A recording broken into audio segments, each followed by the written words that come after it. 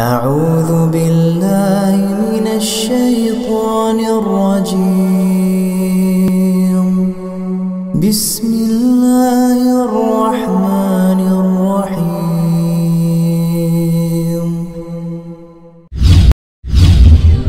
Kemudian oleh Allah Subhanahu wa Ta'ala, terutama di dalam menunaikan salat subuh berjamaah semacam ini, yang tentunya ini semua berkat karunia rahmat Allah dan juga taufik dan hidayahnya serta kenikmatan yang Allah berikan kepada kita, maka kita bisa seperti ini. Karena sesungguhnya semua nikmat yang ada pada kita pada hakikatnya bukanlah karena kekuatan kita, bukan karena kehebatan kita, tetapi semua hanyalah semata-mata karena pertolongan dari Allah Subhanahu wa Ta'ala.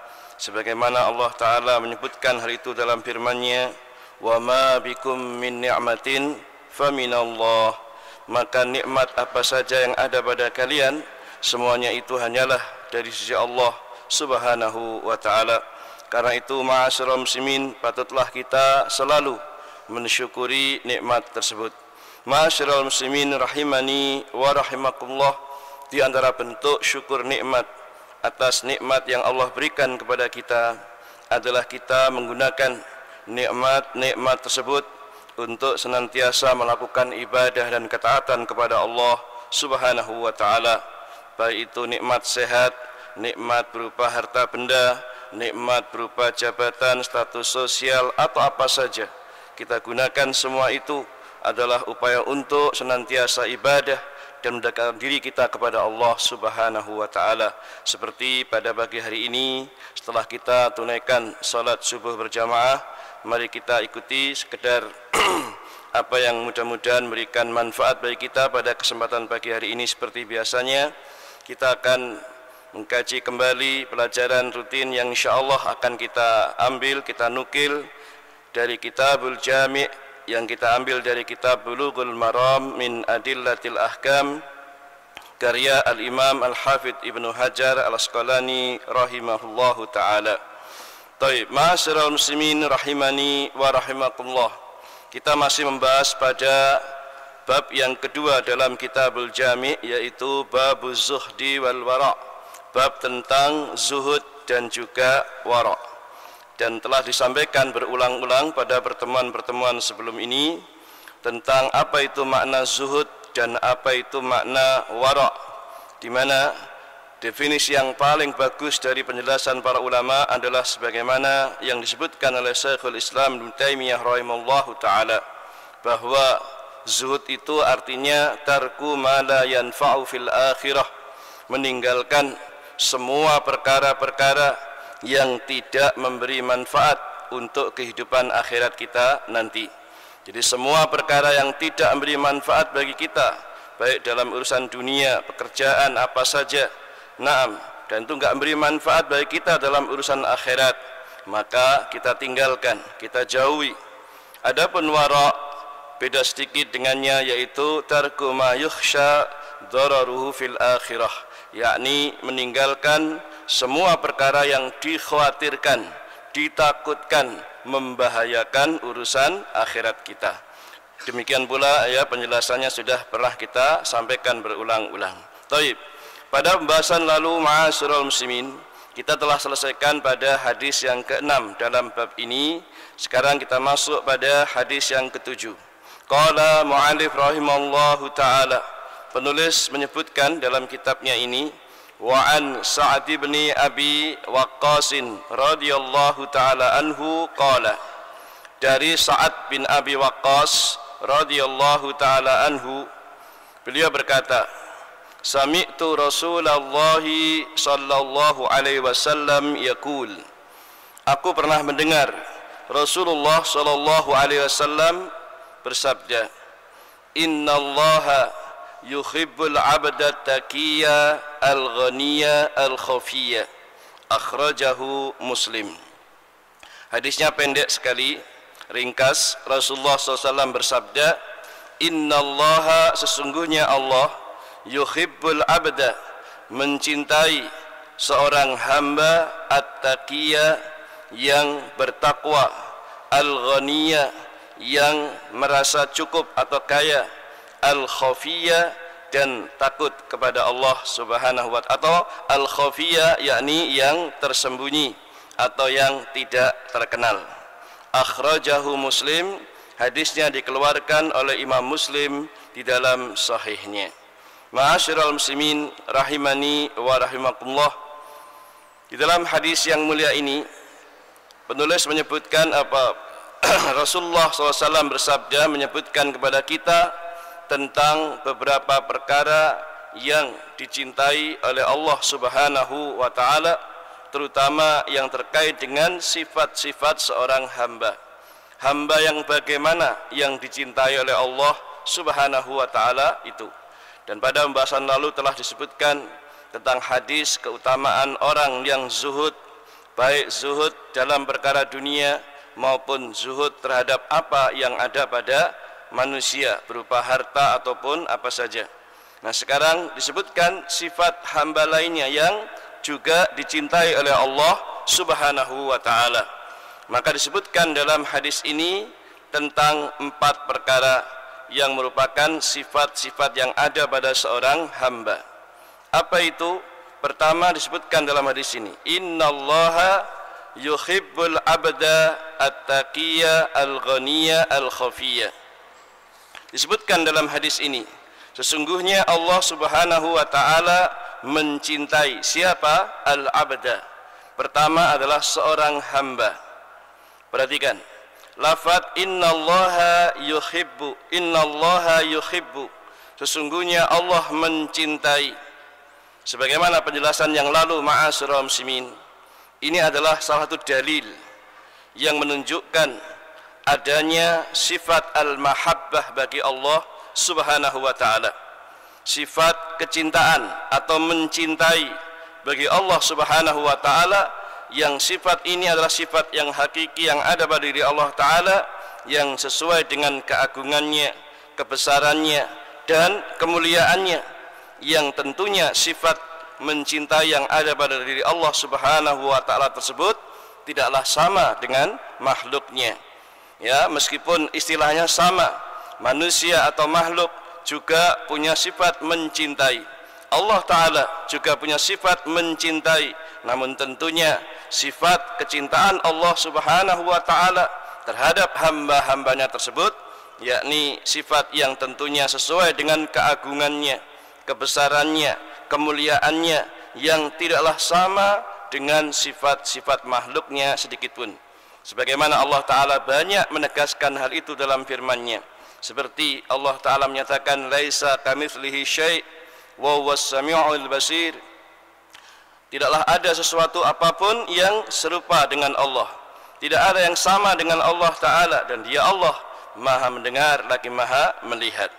Maka ini dalil yang menunjukkan segala sifat yang mungkin secara lafaz sama dengan apa yang ada pada makhluk, seperti halnya mencintai sama, ya, tetapi hakikatnya jelas berbeda dan tidaklah sama. Jangankan kita dengan Allah Ta'ala, terhadap sama makhluk saja berbeda-beda, ya.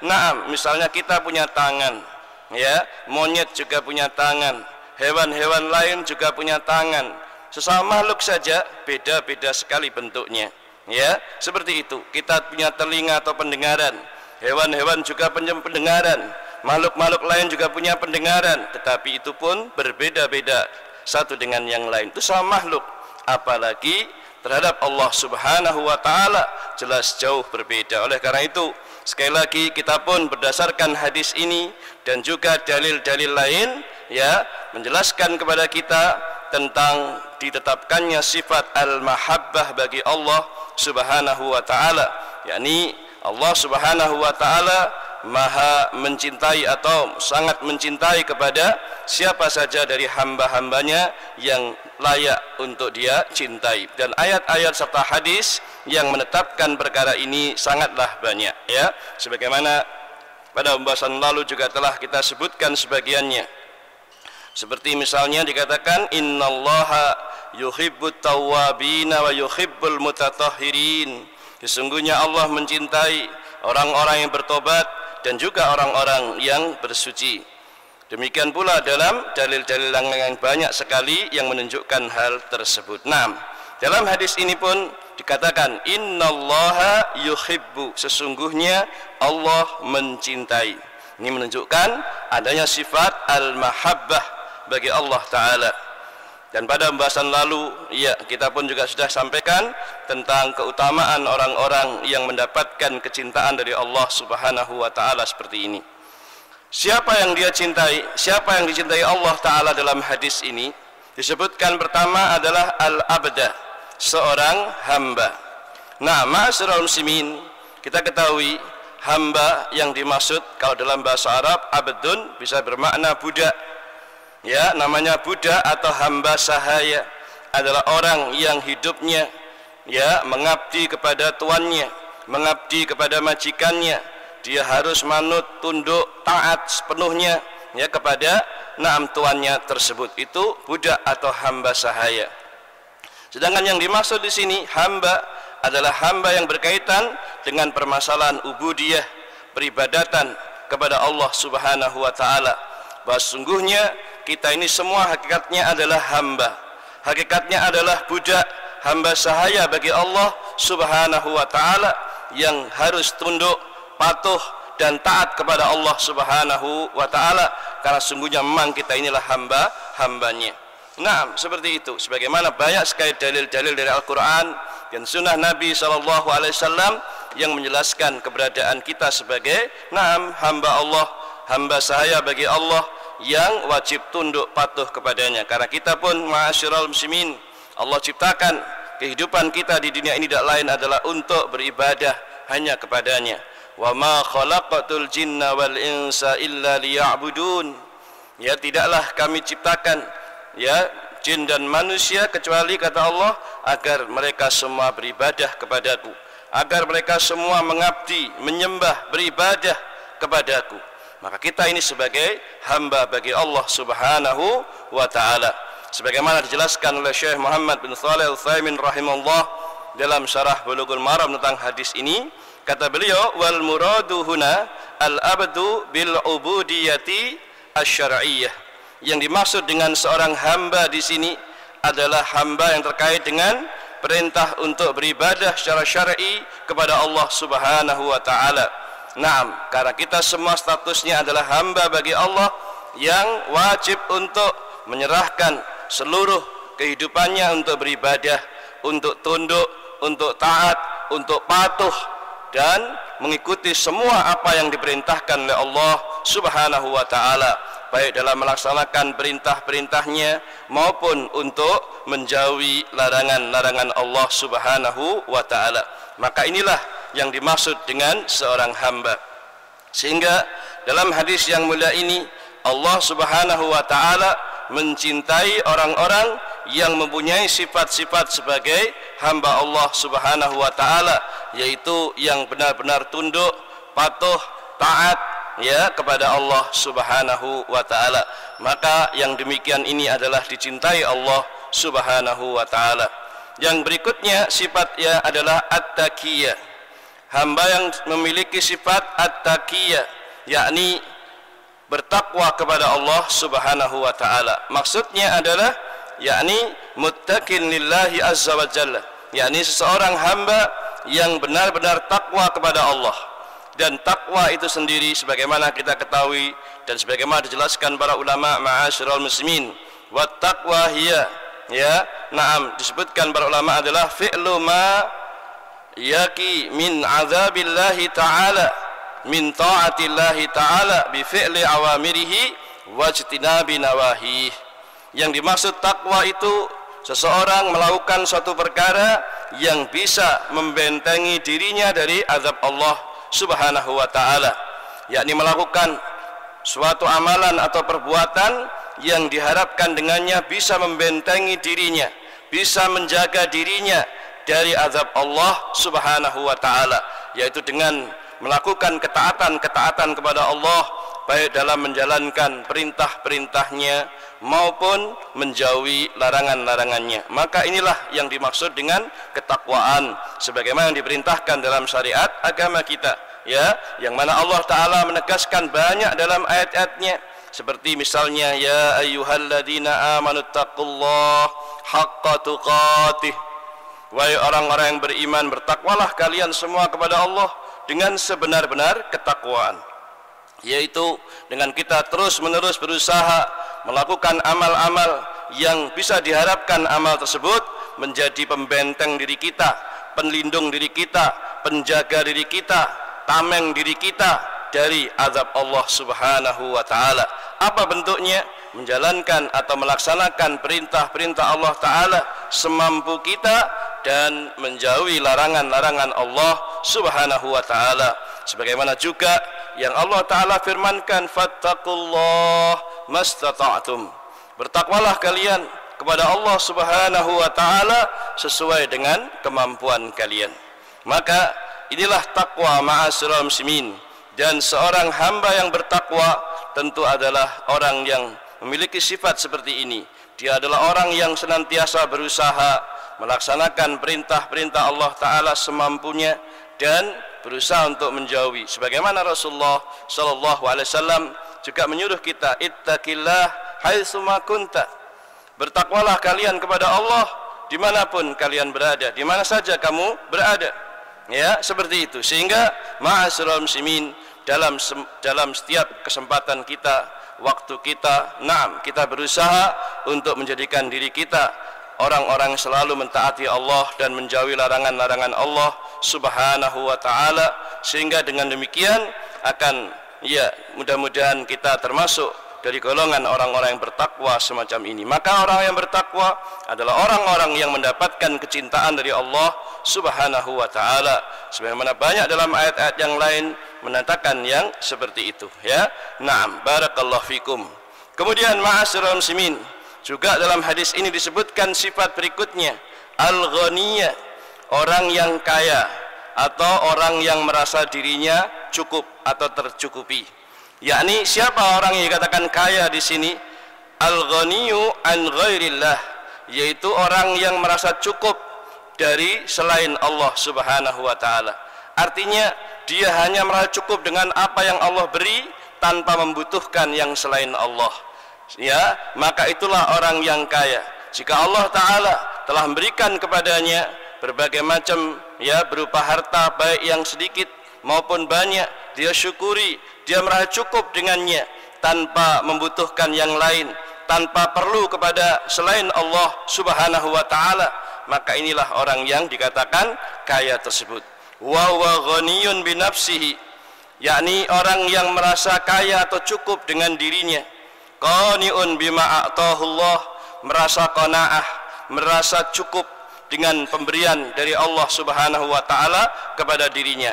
La yas'alun nas, dia tidak pernah meminta-minta kepada manusia, tidak butuh untuk ngemis-ngemis atau minta-minta kepada orang lain. Wala yalhafu fil mas'alah, dan tidak pula dia menjilat kepada orang lain ketika meminta-minta tersebut. Maka orang yang kaya yang sesungguhnya, orang yang benar-benar merasa cukup dengan pemberian dari Allah Subhanahu wa taala. Meskipun sedikit, meskipun sederhana, meskipun tidak terlalu banyak, maka dia cukup dengannya tanpa membutuhkan yang lain. Maka itulah sesungguhnya hakikat orang-orang yang kaya, sebagaimana dalam sabda Nabi sallallahu alaihi wa ala alihi wasallam. Rasulullah SAW menyatakan, ma'asyiral muslimin, laisal ghina an kasratil arada walakinnal ghina ghinan nafs. Bukanlah orang yang kaya itu orang yang banyak hartanya, banyak duitnya, tetapi orang yang kaya yang sebenarnya itu adalah orang yang kaya hatinya, kaya jiwanya. Yakni biarpun mungkin secara materi dia tidak memiliki harta yang banyak, tapi jiwanya merasa cukup dengan yang sedikit dari pemberian Allah Subhanahu wa taala, merasa cukup dengan apa yang Allah berikan kepadanya, baik sedikit maupun banyak. Maka itulah sesungguhnya orang yang kaya. Sedangkan orang yang miskin tentu adalah kebalikannya. Meskipun dia diberi harta yang banyak oleh Allah, dia tidak pernah merasa cukup, tidak pernah merasa puas, tidak pernah merasa ridho dengan apa yang Allah beri. Maka dia akan terus merasa kurang, merasa miskin, merasa enggak cukup dan sebagainya. maka orang seperti inilah sesungguhnya orang-orang yang miskin, ya, meskipun harta mereka melimpah ataupun banyak.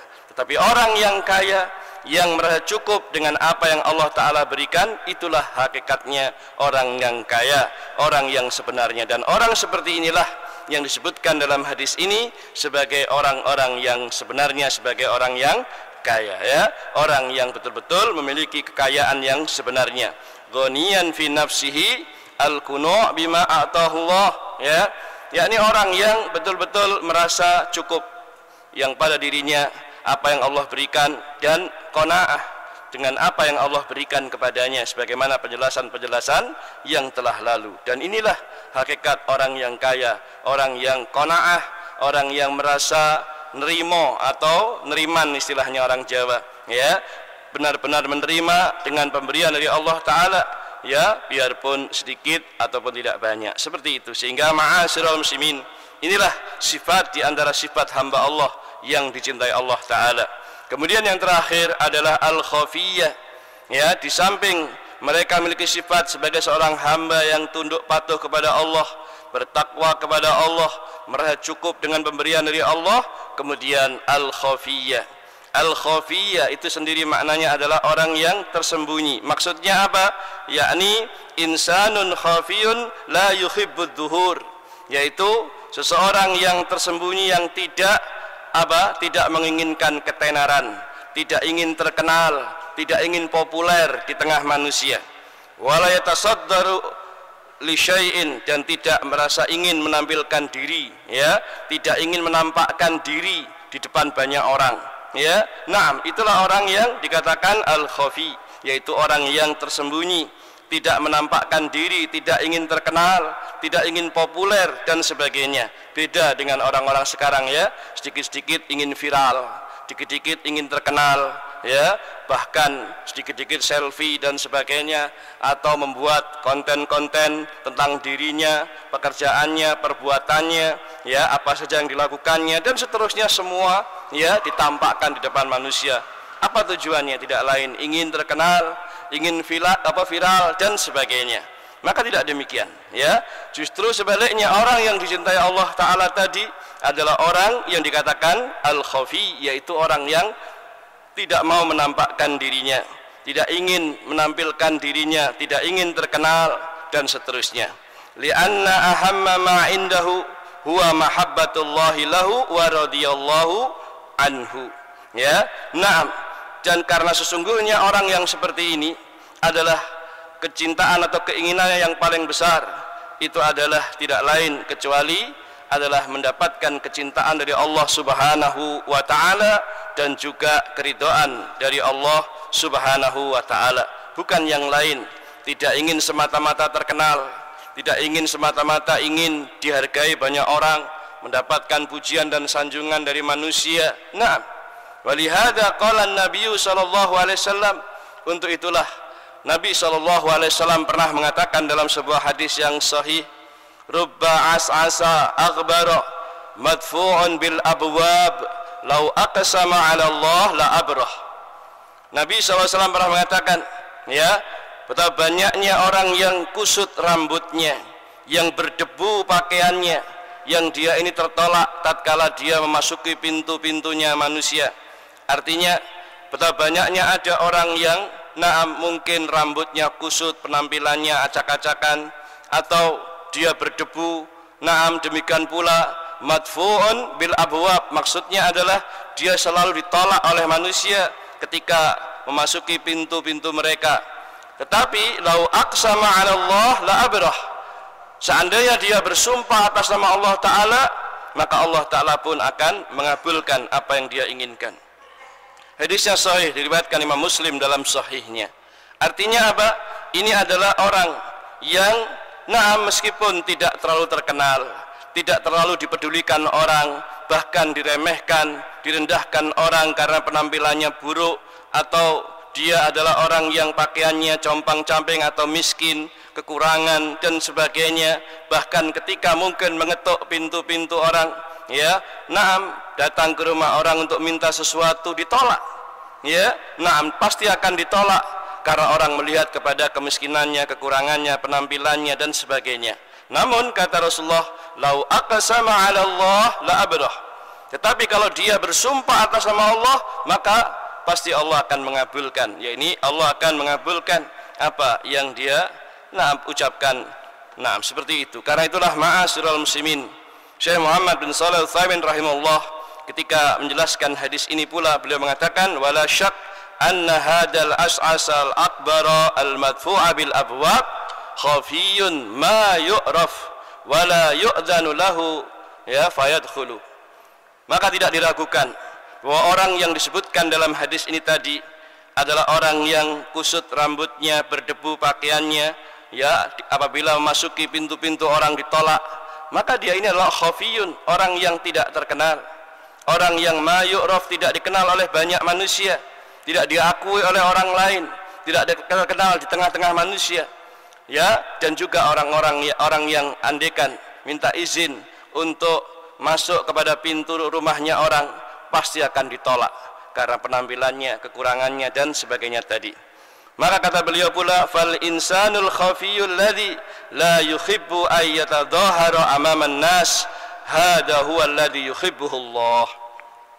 Maka seseorang yang tersembunyi, seseorang yang tidak terkenal, tidak suka agar dikenal atau nampak di hadapan banyak orang, tidak ingin terkenal di depan banyak orang, maka inilah orang yang dicintai oleh Allah Subhanahu wa ta'ala tersebut.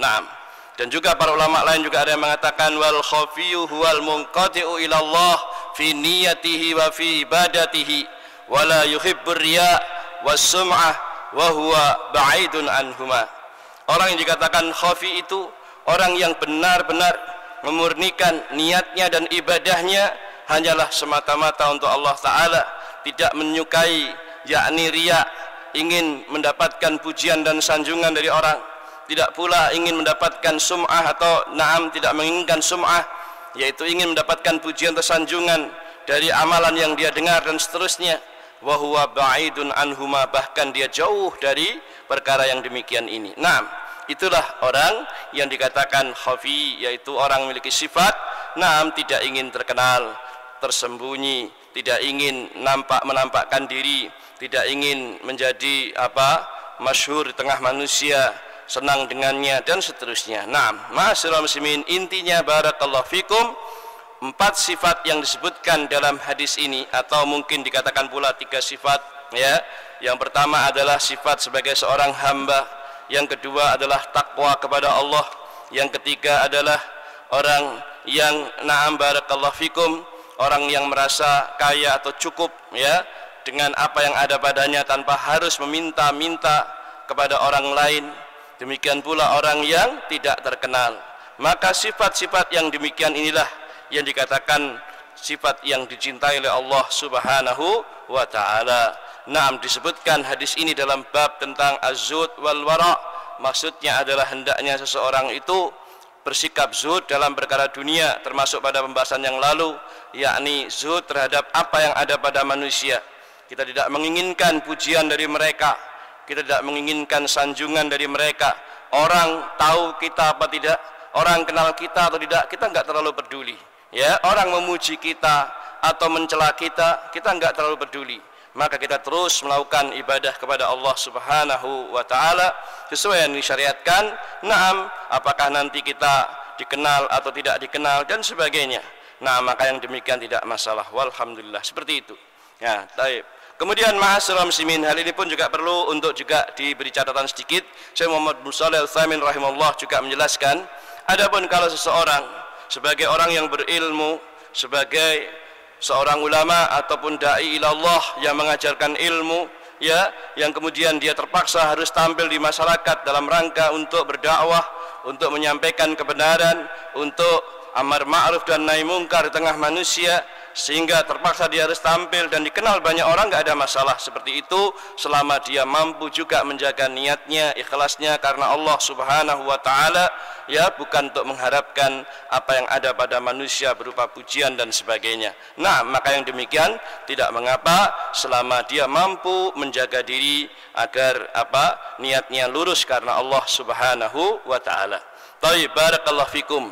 Maka inti dan kesimpulannya hadis ini ma'asyiral muslimin, naam, ada beberapa sifat dari sifat orang-orang yang dicintai oleh Allah Subhanahu wa taala. Adapun faedah atau pelajaran penting yang bisa kita ambil dari hadis ini ma'asyiral muslimin, di antaranya pertama, hadis ini ma'asyiral muslimin sekali lagi menunjukkan penetapan adanya sifat al-mahabbah bagi Allah Subhanahu wa taala.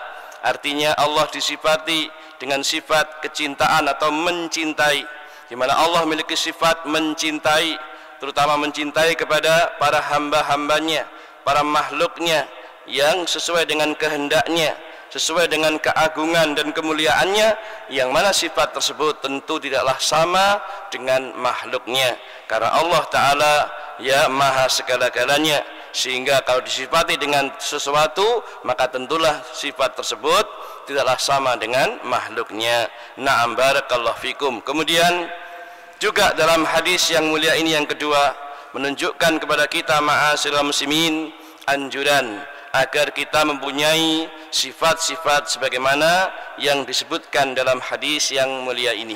Naam, ya, anjuran agar kita memiliki sifat-sifat yang disebutkan dalam hadis ini. Innallaha yuhibbul abda taqiyal ghaniyal khafiyya.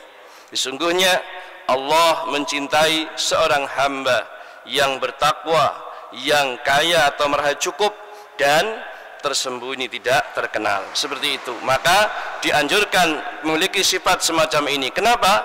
Karena sungguhnya dalam hadis ini ketika Rasulullah SAW mengabarkan kepada kita sesuatu, maka hal itu tentu menunjukkan kepada kita bahwa berarti beliau menganjurkan agar kita memiliki sifat-sifat atau sesuatu yang disebutkan tersebut jika itu baik. Artinya ketika Rasulullah mengabarkan suatu kebaikan, ya, maka menunjukkan pada kita bahwa beliau menganjurkan agar kita melakukan kebaikan yang beliau ceritakan tersebut. Sebaliknya apabila beliau menjelaskan sesuatu keburukan, maka artinya kita dilarang dari melakukan keburukan yang beliau sebutkan tersebut agar kita berhati-hati darinya. Demikian seterusnya. Maka dalam hadis ini pun demikian. Rasulullah menyebutkan di antara sifat-sifat hamba Allah yang dicintai Allah, maka ini menunjukkan pada kita agar kita memiliki sifat sebagaimana yang disebutkan dalam hadis yang mulia ini, atau dianjurkan atau diperintahkan kita memiliki sifat-sifat tersebut. Wallahu alam.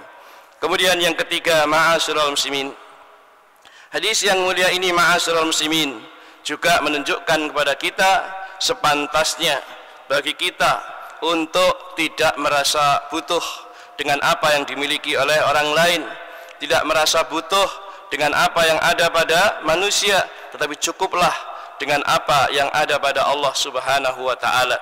Artinya kita hendaknya merasa cukup dengan apa yang Allah Subhanahu wa taala berikan dari hasil jerih payah kita sendiri, dari hasil usaha kita sendiri, karya kita sendiri. Naam, tanpa harus kita meminta-minta kepada orang lain, mengharapkan bantuan orang lain, ya, ngemis-ngemis kepada orang lain, ya, apakah nanti mereka memberi atau tidak memberi. Karena itulah Nabi SAW wanti-wanti kita ma'asyiral muslimin, jangan sampai kita menjadi orang yang suka minta-minta kepada orang lain, ya. Nah, padahal kita mampu berusaha, mampu untuk melakukan apa yang terbaik yang bisa kita lakukan, meskipun mungkin hasilnya sedikit. Jangan sekali-kali kita pernah meminta-minta kepada orang lain. Rasulullah SAW menyatakan, ma yazalur rajulu yas'alun nas hatta ya'tiya yaumal qiyamah laisa fi wajhihi, ya, na'amaba mus'atu lahmin, ya, dikatakan mus'atu lahmin. Kata Rasulullah SAW, seseorang senantiasa atau terus menerus minta-minta kepada orang lain, sampai-sampai pada hari kiamat nanti dia akan datang menghadap kepada Allah Subhanahu wa taala, laisa fi wajhi mus'atu lahmin, dalam keadaan tidak ada sedikit pun sepotong daging yang ada pada wajahnya, ya. Dia menghadap kepada Allah dalam keadaan tidak ada di wajahnya sepotong daging pun, alias seperti tengkorak. Kenapa? Karena orang seperti ini tidak punya rasa malu di dunia, ya, tidak punya rasa malu hingga dia minta-minta kepada orang lain. Namun perlu diingat, meminta-minta boleh dilakukan manakala dalam kondisi darurat. Seseorang yang kelaparan, seseorang yang memang tidak punya apapun kecuali harus minta bantuan orang lain untuk menyelamatkan hidupnya, sekedar itu boleh. Tapi kalau tidak ada kebutuhan untuk itu, maka tentunya syariat kita melarang dari minta-minta. Bahkan kita dianjurkan untuk bisa berusaha dengan usaha kita sendiri tanpa harus meminta-minta, tanpa harus berharap bantuan atau pertolongan dari orang yang selain kita. Karena kita merasa cukup dengan apa yang Allah Subhanahu wa taala berikan kepada kita. Kemudian yang terakhir atau yang keempat, hadis yang mulia ini ma'asyiral muslimin juga menunjukkan kepada kita sepantasnya bagi seorang muslim atau setiap kita untuk menjadi orang yang tidak ingin terkenal, tidak ingin masyhur, tidak ingin menjadi orang yang viral atau terkenal. Oleh di tengah banyak orang, kita tidak butuh yang demikian itu. Artinya kita berusaha terus menjaga keikhlasan diri kita dalam melakukan amal-amal ibadah kita, melakukan apa saja kita berusaha untuk tidak harus terkenal. Biarpun mungkin dengan sebab nikmat dari Allah akhirnya kita pun dikenal karena keutamaannya, kemuliaannya dan sebab-sebab tertentu, itu enggak masalah. Tetapi yang jelas kita tidak menginginkan diri kita menjadi orang yang masyhur, Namun hal ini bukan berarti kita harus uzlah sebagaimana yang kita ketahui. Ada sebagian orang yang uzlah, orang yang mengasingkan diri, menyepi, apakah itu di hutan-hutan, di gunung-gunung, di tempat-tempat yang jauh dari masyarakat, bukan begitu maksudnya, boleh seseorang melakukan uzlah sebagaimana dijelaskan oleh Al-Imam An-Nawawi rahimahullah di dalam kitab beliau yaitu Riyadhus Shalihin atau yang lain. Beliau menyebutkan bab-bab tentang masalah ini dan juga dibolehkannya hal tersebut kalau memang itu dibutuhkan dalam rangka khususnya ketika masyarakat sudah mulai rusak agamanya, rusak akhlaknya, rusak banyak perkara yang darinya, lalu kita ingin menyelamatkan agama kita, kita ingin menyelamatkan agama keluarga kita, lalu kita ingin pindah, kita ingin menjauh dari masyarakat yang rusak demi untuk menyelamatkan agama kita, itu enggak masalah, meskipun harus tinggal di gunung-gunung, di tempat sepi, hanya ditemani oleh kambing-kambing atau apa saja, meskipun sendirian, maka hal itu tentu lebih utama untuk menyelamatkan agama. Namun yang lebih utama lagi adalah bagi kita kalau seandainya bergaul, tetap bersabar, bergaul di tengah-tengah manusia, bersabar dengan kejahatan mereka, kekurangan mereka, atau terkadang mereka menyakiti mereka, tapi dengan terus kita istiqomah, berdakwah, beramar ma'ruf nahi mungkar semampu kita, dan dengan pula kita selalu menasihati mereka, dan juga harus bersabar dengan gangguan-gangguan mereka. Maka orang yang demikian lebih utama daripada dia harus uzlah, harus menjauh dari manusia. Masing-masing orang memiliki kemampuan sendiri-sendiri dan juga keutamaannya, mengingat dalam rangka itu semua yang lebih utama adalah bagaimana agama kita tetap terus terjaga, terselamatkan dari berbagai penyimpangan, kesesatan dan berbagai kekurangan-kekurangan. Wallahu a'lam bissawab. Kesimpulannya dari hadis yang kita pelajari ini ma'asyiral muslimin, ini semua menunjukkan kepada kita anjuran bagi kita semua agar menetapi sifat-sifat yang utama dan mulia sebagaimana dijelaskan oleh Al-Qur'an maupun sunnah Nabi SAW. Di antaranya sebagaimana dalam hadis ini bahwasanya Allah mencintai seorang hamba yang betul-betul patuh dan taat kepada Allah, bertakwa kepada Allah, demikian pula yang merasa cukup dengan pemberian darinya, serta orang yang tidak menghendaki ketenaran atau popularitas, ketenaran, terkenal dan sebagainya. Kita merasa cukup dengan apa yang Allah Subhanahu wa taala puji untuk diri kita dan juga apa yang diberikan Allah kepada kita. Wallahu a'lamu bissawab. Taib, barakallahu fikum. Ini saja pembahasan kajian kita pada pagi hari ini. Mudah-mudahan yang sedikit bermanfaat, kurang lebihnya mohon maaf. Insyaallah sisa hadis-hadis yang berikutnya akan kita sampaikan pada pertemuan-pertemuan berikutnya. Wallahu a'lamu bissawab. Taib, sebelum ditutup barangkali ada yang mau ditanyakan. Tafadhol, barakallahu fikum. Silakan. Monggo Bapak-bapak yang ada ingin tanyakan silahkan. Ada? Monggo Pak, silakan. Ada? Nggih.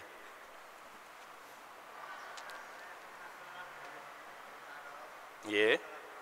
Ya.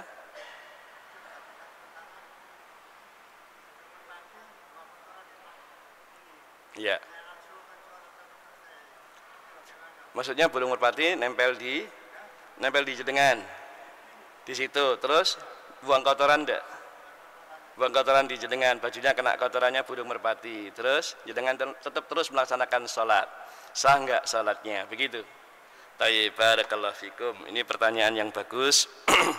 Baik, ma'asyiral muslimin. Ini berarti terkait dengan pengertian apakah kotoran hewan itu najis ataukah tidak. Terutama dalam ini yang ditanyakan terkait dengan burung merpati atau burung dara. Apa kotorannya itu kalau mengenai baju kita najis apa tidak? Baik, ma'asyiral muslimin, perlu diketahui tidak semua kotoran itu najis. Ya, meskipun dia berbau tidak enak, tapi tentang perkara najis itu telah ditentukan batasan-batasannya dalam syariat. Adapun perkara yang najis yang jelas-jelas najis secara zatnya ataupun juga ya tersifatnya dan sebagainya, maka ada beberapa perkara. Pertama yang perlu dipahami dulu ya Pak sebelum dijawab, termasuk benda-benda najis yang ditetapkan syariat berdasarkan dalil-dalil yang sahih. Satu, kotoran manusia, baik itu yang keluar dari kubul maupun dubur, maka semua itu najis. Contoh yang keluar dari kubul itu kemaluan depan, berarti apa? Kencing itu najis ya. Termasuk yang keluar dari kubul atau bagian depan yaitu madhi. Madhi itu air yang keluar dari kemaluan kita pada saat kita merasa ada keinginan syahwat dengan istri kita.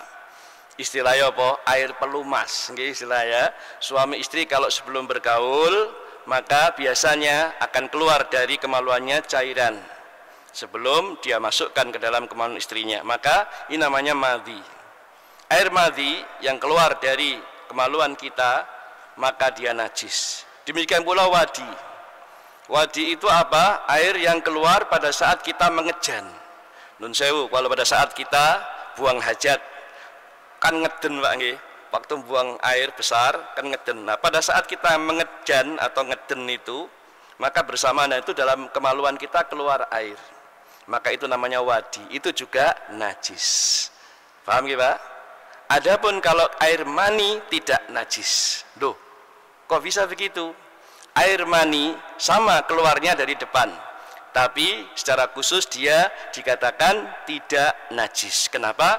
Disebutkan dalam banyak hadis yang sahih bahwa Rasulullah SAW, disebutkan dalam hadis Aisyah radhiyallahu taala anha, pada saat Rasulullah SAW ya malam hari beliau junub, kemudian habis menggauli istrinya, lalu pakai apa? Pakaian beliau terkena air maninya beliau sendiri. Nah, ketika pagi hari menjelang sholat subuh, Aisyah tidak mencuci pakaian Rasulullah tersebut, tapi hanya mengerik, yaitu bekas-bekasnya saja, tapi tidak dicuci dengan air. Ya, maka ini menunjukkan apa? Mani itu tidak najis. Kalau najis, maka Rasulullah akan menyuruh Aisyah untuk mencucinya, membersihkannya, karena untuk bisa membersihkan najis tidak ada lain kecuali dengan dicuci kalau kena baju atau pakaian. Di sini Rasulullah tidak menyuruh Aisyah mencucinya, cuman hanya dikerik dikit bekas. Kan biasanya kalau air mani itu agak tebal-tebal ya kalau kena kain ya. Nah, maka bekas-bekasnya sedikit dikerik atau dibersihkan meskipun baunya masih ada. Di situ tetap Rasulullah memakai pakaiannya tersebut atau sarungnya tersebut untuk sholat subuh. Maka di situ menunjukkan kata ulama, air mani itu tidak najis. Yang najis satu air kencing, yang kedua madhi, yang ketiga wadi. Ya, ini semua najis kecuali mani. Mani tidak najis, begitu. Hanya saja kalau mani itu kalau keluar dari kemaluan kita tentu menyebabkan wajibnya mandi, kan begitu Pak? Nah, wajibnya mandi itu lain lagi permasalahan. Tapi kalau dikaitkan dengan masalah najis, maka mani itu tidak najis. Paham ya Pak? Nah, ini menurut pendapat yang paling sahih dari penjelasan para ulama dalam masalah ini. Yang kedua, kotoran yang keluar dari belakang, dari dubur. Apa itu Pak? Ya, munun sewu, ya, hasil dari BAB itu buang air besar, jenengan pas buang air besar. Nah, kotoran kita, kotoran manusia itu adalah najis. Sedikit ataupun banyak, maka itu adalah najis, ya. Nah, berak kita itu loh, itu najis. Adapun seluruh air kencing manusia itu najis, ya. Hanya saja cara mensucikannya, kalau untuk bayi yang belum makan apapun, masih minum ASI ibunya, ya, maka itu cara mensucikannya lebih ringan dibanding kalau yang selain dia. Kalau sudah makan makanan apapun yang lain selain ASI, maka tetap harus dicuci atau dibersihkan karena dia juga najis. Begitu. Wallahu a'lam. Itu jelas Pak ya. Demikian pula selain itu Pak yang termasuk najis, ya, kotoran hewan yang haram dimakan. Kotoran hewan yang haram dimakan, maka ini najis, ya. Nah, anjing itu haram dimakan, kotorannya najis. Kucing tidak boleh dimakan. Demikian pula hewan-hewan lain, semua hewan yang haram dimakan, maka kotorannya adalah najis. Sebaliknya, semua hewan yang halal dimakan, maka kotorannya tidak najis. Ini yang harus dipahami.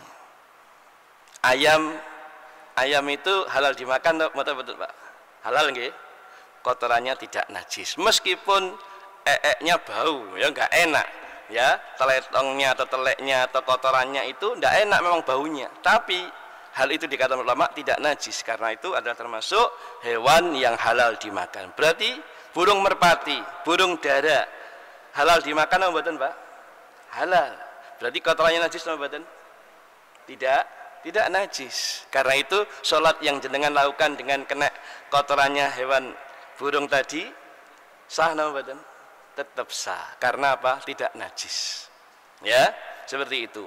Demikian pula yang lain dari semua kotoran-kotoran hewan yang halal dimakan, meskipun mengenai baju kita ataupun celana kita atau sarung kita, kalau mengenainya maka tidak menyebabkan najis karena dia termasuk hewan-hewan yang halal dimakan. Nah, itu dalil-dalil banyak masalah ini. Insyaallah kalau butuhkan akan kita bahas secara khusus masalah ini. Nah, itu diantara yang najis, ya. Nah, demikian pula yang termasuk darah haid, darah nifas, itu adalah najis, ya. Dan masih banyak benda-benda najis yang lainnya. Nah, jadi kesimpulannya berdasarkan pertanyaan tadi, kalau jenengan sholat tiba-tiba ada burung merpati nempel di baju kita terus nelek di situ, buang kotoran di situ mengenai baju kita, maka kotorannya tidak najis dan sholat kita teruskan saja sah insyaallah ta'ala. Begitu. Tapi kalau selain itu kotoran-kotoran atau kencing-kencing dari hewan-hewan, ya, ataupun manusia, ya, yang haram, yang hewan itu haram dimakan, maka kotorannya adalah najis. Wallahu a'lam. Paham ya Pak? Jelas? Nggih, barakallahu fikum. Baik, itu dulu secara ringkas. Yang lain? Monggo. Ya. Kopi luwak. Masyaallah. Prosesnya bagaimana itu? Yang jelas luwak termasuk hewan yang tidak boleh dimakan, begitu? Boleh apa tidak? Kenapa tidak boleh? Luwak itu hewan boleh dimakan apa tidak? Luwak. Enggak, artinya saya tanya dulu. Luwak itu termasuk hewan boleh dimakan apa tidak? Tidak boleh. Kenapa alasannya? Dia bertaring. Bertaring, gitu maksudnya. Thayyib, barakallahu fikum. Ma'asyiral muslimin, iya. Disebutkan dalam banyak hadis-hadis yang sahih memang bahwa banyak Di antara hewan-hewan yang diharamkan dimakan, yang berkuku tajam, yang bertaring, ya, yang buas dan sebagainya. Namun perlu diketahui, yang bertaring dan juga yang buas, yang bertaring tidak mesti dia haram dimakan. Yang haram dimakan itu adalah bila dia taringnya itu dijadikan alat untuk memangsa atau membunuh hewan lain untuk mangsanya. Maka taringnya itu dijadikan senjata, alat untuk memangsa hewan lainnya untuk dimakan. Itulah yang menjadikan dia dikatakan haram dimakan, karena dengan sebab taringnya tersebut, ya.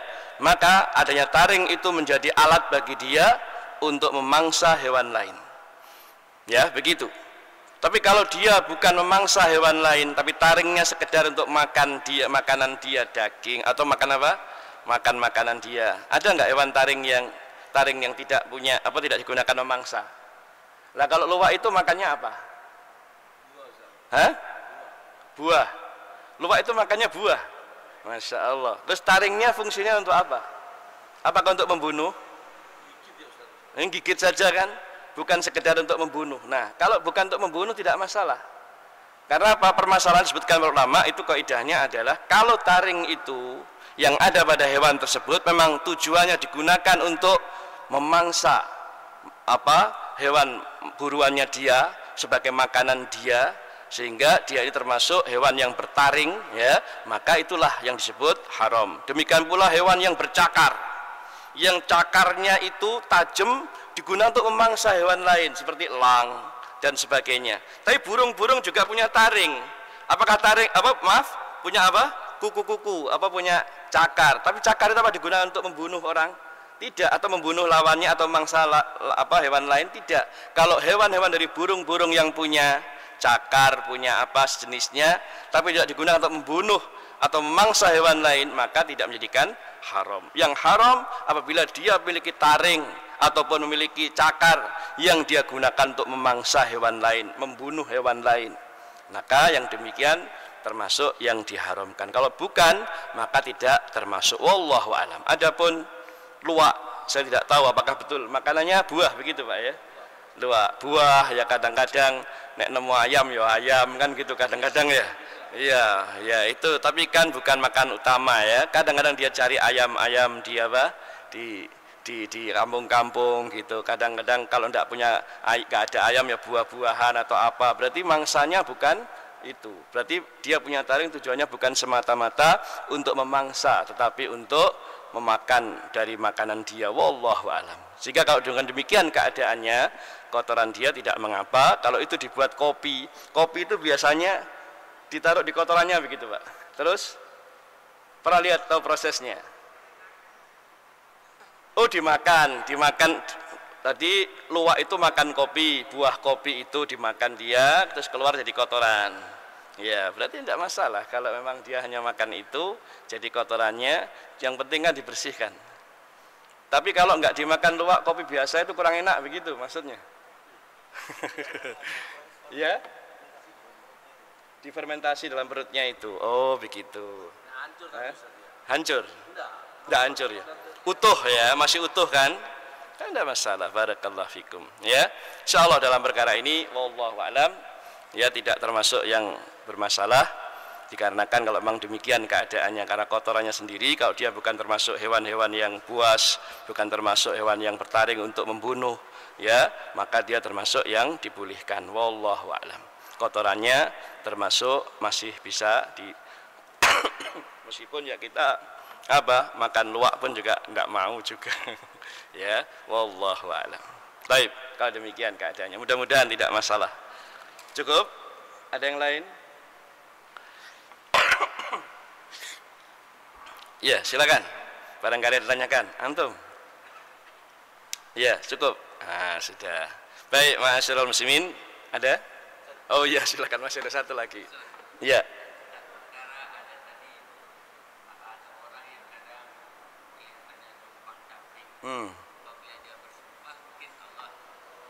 Ya. Ya.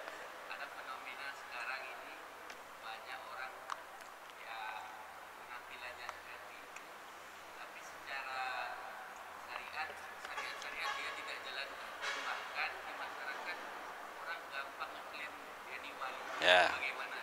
Baik. Barakallahu fikum. Nah, ini pertanyaan bagus sekali.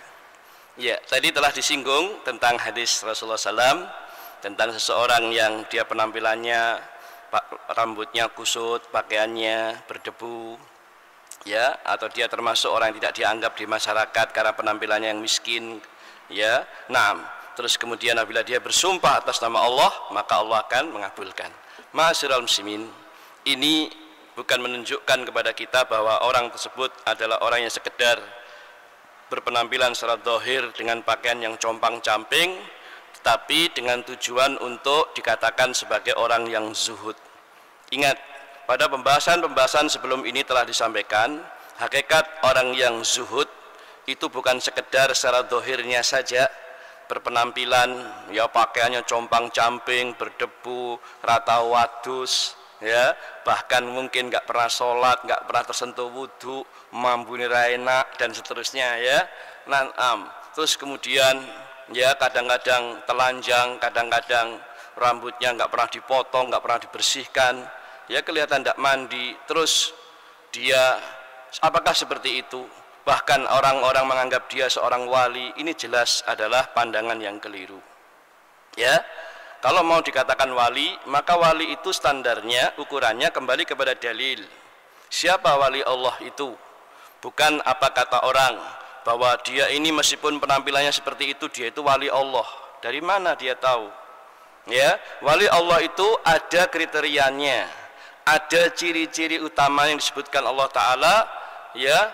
Sebagaimana disebutkan dalam surat Yunus pada ayat 62-63. Nanti dilihat surat Yunus ayat 62-63, ya. Dikatakan inna awliya Allah la khaufun alaihim wa lahum yahzanun alladzina amanu wa kanu yattaqun.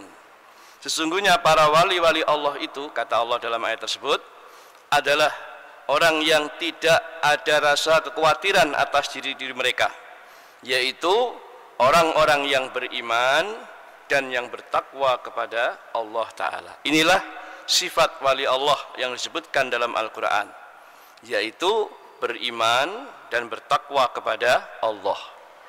Maka karena dua sifat inilah seseorang dikatakan sebagai walinya Allah, beriman dan bertakwa.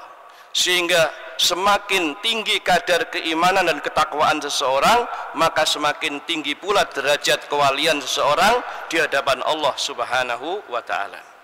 Juga berdasarkan ayat ini, ya, bahwa setiap orang yang beriman dan bertakwa, dia itulah wali Allah. Berarti jumlah wali Allah di dunia ini berapa? Banyak atau sedikit? Atau cuma 9, 9 tok? Tidak. Wali Allah jumlahnya sangat banyak, sebanyak jumlah orang yang beriman dan bertakwa kepada Allah. Ya, itulah wali Allah. Sehingga kalau seandainya ada orang berpenampilan compang-camping, ala gembel dan sebagainya, ya, terus orang meyakini sebagai wali Allah, ini adalah kekeliruan yang sangat fatal. Ini adalah pemahaman orang-orang penganut tarekat sufi yang memiliki kriteria wali itu tapi tanpa dalil, tapi hanya mengikuti akal dan perasaan saja, ya. Atau diistilahkan dengan wali majdub, apa istilahnya? Majdub, ya, wali yang tidak menampakkan diri, dia berpenampilan sesuatu padahal hakikatnya tidak begitu. Ini adalah omongan-omongan dusta dari para penganut tarekat sufi. Mereka tidak menyebutkan tentang wali itu sebagaimana yang dijelaskan oleh Allah Ta'ala dan Quran atau menjelaskan para ulama Ahlus Sunnah.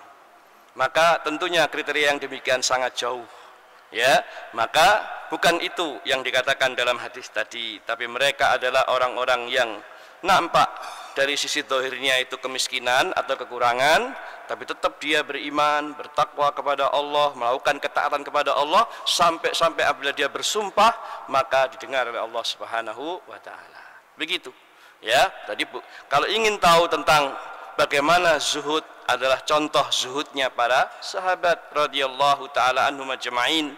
Di antara mereka memang ada yang betul-betul kekurangan harta, kemiskinan seperti Abu Hurairah, ya. Di antara mereka juga ada orang yang zuhud tapi kaya raya seperti Utsman radhiyallahu ta'ala anhu, ya, dan lain-lain. Sehingga meskipun mereka kaya harta, banyak harta, punya jabatan ataupun tidak, tetap zuhud itu karena apa? Dia merasa harus meninggalkan semua perkara yang dikhawatirkan membahayakan urusan akhiratnya atau dikhawatirkan perkara yang tidak memberi manfaat bagi akhiratnya. Itulah zuhud yang sebenarnya. Jadi bukan semata-mata penampilan. Jadi kita sering melihat ya, karena orang-orang sufi itu biasanya mereka menganggap bahwa agar bisa mendapatkan ilmu laduni ya, maka mereka harus melakoni yang namanya riyadhah.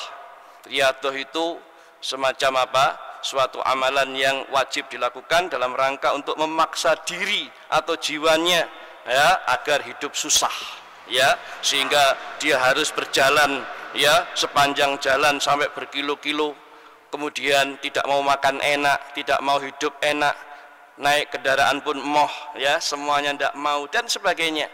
Itu menganggap dirinya zuhud. Bukan itu ya. Rasulullah pun naik kendaraan, Rasulullah pun menikah, Rasulullah pun berkeluarga, Rasulullah kadang-kadang makan juga makan enak dan seterusnya. Jika ada rezeki dari Allah, maka itulah ya yang disebut zuhud, tapi bukan seperti zuhud ala orang-orang sufiyah. Kembali kepada pertanyaan, intinya dalam hadis yang disebutkan orang yang berpenampilan rambut kusut dan sebagainya, pakaiannya berdebu, itu bukan maknanya mereka sengaja berbuat seperti itu, tapi memang karena kondisi dirinya yang memang sederhana atau kekurangan ya, tapi dia tetap beriman, bertakwa kepada Allah, yang apabila dia bersumpah atas nama Allah maka Allah mendengar, karena Allah mencintai dia, karena dia tidak terkenal, dia tidak diketahui banyak orang dan seterusnya dan seterusnya. Wallahu a'lam bishawab. Baik, itu dulu ya. Barakallah. Iya. Iya. Sebentar. Oh ya. Iya. Baik. Taib. Ini terkait pertanyaan masalah banyak orang yang disebut sebagai Habib ya, yang mengaku sebagai anak keturunan Nabi sallallahu alaihi wasallam. Taib. Enggak ada masalah, artinya kalau memang betul-betul secara nasab dia benar-benar keturunan Nabi sallallahu alaihi wasallam, ya tidak ada masalah. Hanya saja permasalahannya apa manfaatnya pengakuan semacam itu kalau tidak diiringi dengan amalan soleh dan ketaatan kepada Allah serta mengikuti ajaran Rasulullah SAW. Kalau masalah tentang bagaimana cara mengetahui nasabnya itu benar apa tidak, wallahu alam. Ya, tanyakan kepada mereka sendiri dari mana mereka mengakui dirinya sebagai anak keturunan Nabi. Apakah dia punya silsilah dan sebagainya. Karena apa? Sekarang ini banyak dari orang seluruh penjuru dunia yang katakanlah berwajah Arab kemudian menganggap dirinya keturunan Nabi atau dikatakan Habib, kan begitu ya. Nah, sebenarnya tidak ada nilainya dan kebanggaan hanya sekedar semata-mata keturunan Nabi. Yang menjadi ukuran kebanggaan itu semestinya adalah bagaimana kedekatan dia di dalam mengikuti sunnah dan syariatnya Nabi SAW, baik dia itu anak keturunan Nabi atau bukan ya. Karena Nabi SAW sendiri pada saat beliau mulai berdakwah ya, nah beliau mengatakan tidak ada kelebihan diriku atas yang lain, baik itu adalah orang-orang yang dikatakan sebagai Bani Fulan ataupun Bani Fulan ya, dari kalangan orang-orang Quraisy yang mereka notabene adalah orang-orang yang dekat secara keturunan dengan Rasulullah, tapi enggak ada nilainya di sisi Allah kalau mereka tidak beriman, tidak mengikuti sunnah Rasulullah, bahkan menjadi orang-orang yang banyak melakukan kebid'ahan yang menyelisihi sunnah Rasulullah. Maka pengakuan semata tidak ada nilainya di sisi Allah Subhanahu wa ta'ala. Yang menjadi ukuran adalah yakni bagaimana seseorang itu ya betul-betul mengikuti Nabi Sallallahu Alaihi Wasallam, bukan sekedar pengakuan dirinya termasuk keluarga dekat Rasulullah. Kalau ingin keluarga dekat, Abu Lahab itu lebih dekat dengan Rasulullah ya. Ya tidak tahu ya, itu masalahnya apakah nasabnya dari Abu Jahal atau siapa, wallahu alam. Tapi yang jelas sekali lagi, hal seperti itu tidak sepantasnya untuk dibanggakan. Kalau mau dibanggakan mestinya kayak Syekh bin Bas ya, kemudian Syekh atau para ulama yang ada di Saudi lebih dekat nasabnya dengan Rasulullah daripada mereka yang di sini. Di sini pun yang dianggap Habib kebanyakan adalah orang-orang dari Yaman, jadi Hadramaut yang saya pernah ke sana, ma'asyiral muslimin. Kenyataannya di sana penuh dengan berbagai macam maaf kesyirikan, ya, pengagungan kepada kuburan-kuburan keramat, ya, dan berbagai macam ya peribadatan kepada selain Allah banyak sekali yang dianggap itu adalah ajaran Nabi, padahal bukan. Nah, oleh karena itulah ma'asyiral muslimin, dalam perkara ini kita tidak boleh semata-mata tertipu hanya dengan pengakuan, hanya dengan penampilan, apakah dia berwajah Arab terus kemudian dia adalah dianggap Habib atau keturunan Rasulullah terus kita muliakan. Tidak. Kita muliakan itu dari sisi ketakwaannya, kita muliakan dia dari sisi kesungguhannya dalam ittiba, mengikuti Rasulullah SAW, bukan sekedar semata-mata dari pengakuan-pengakuannya. Wallahu a'lam bishawab. Baik, terakhir monggo. Bismillahirrahmanirrahim.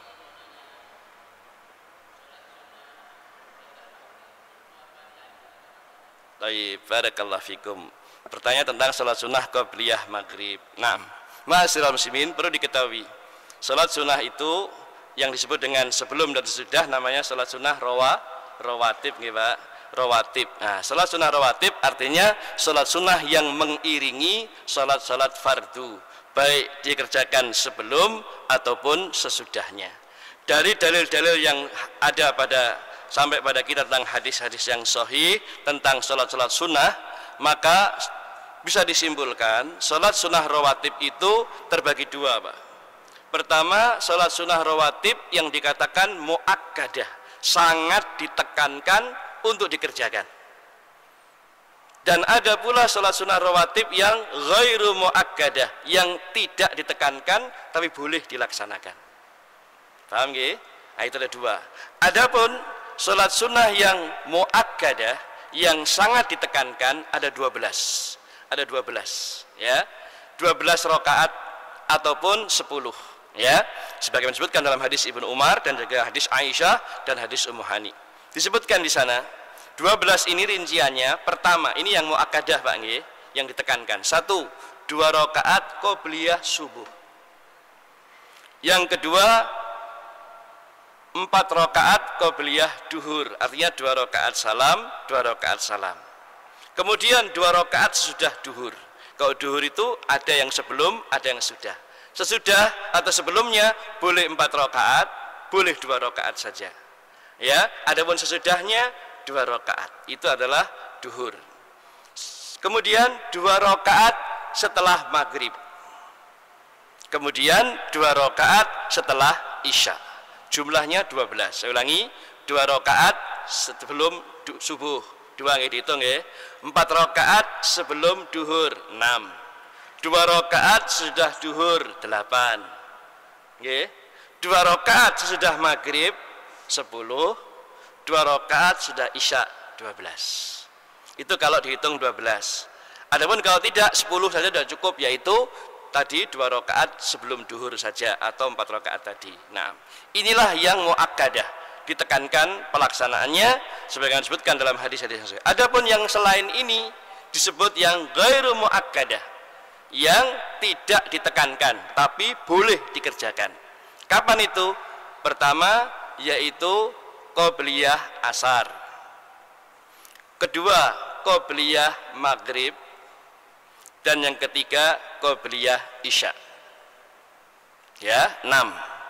Saya ulangi, qobliyah asar boleh, qobliyah maghrib, qobliyah isya. Karena apa? Rasulullah bersabda, bainal adzanaini as-shalah. Di antara tiap-tiap 2 adzan itu ada salat. Maksudnya 2 adzan dan iqamah. Maka antara adzan dan iqamah boleh mengerjakan salat. Kalau qobliyah subuh jelas tadi sudah ada perintahnya. Qobliyah duhur ada perintahnya, ya. Tapi untuk qobliyah asar, qobliyah maghrib, qobliyah isya tidak ditekankan dengan perintah. Hanya saja Rasulullah mengatakan bagi yang mau silahkan kerjakan.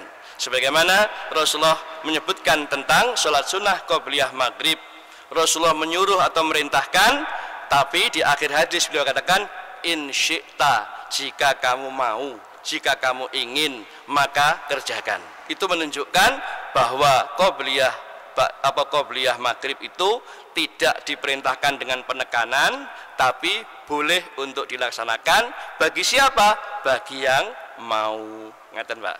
Jadi hukumnya bagaimana? Sunnah, boleh dilaksanakan ya bagi yang mau ya.